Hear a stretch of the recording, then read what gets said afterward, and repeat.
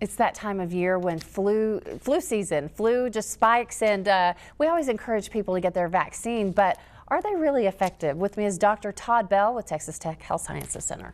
So it varies from year to year. Now you got to bear in mind that when we make the flu vaccine, and I say when the public health officials and all those folks select what goes into the vaccine, that actually happens almost a year before the next flu season.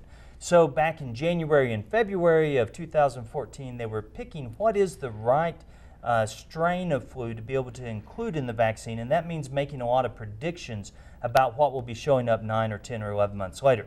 Well, most years, on average, we find that the vaccine's about 60% effective. There's some variability based off of the age group and what population. This year, unfortunately, and the CDC just released this week some information, it looks like the virus has mutated a little bit. We don't know exactly how effective, we haven't been able to measure how effective the vaccine is this year. We'll find that out in April and May when we start getting those final numbers.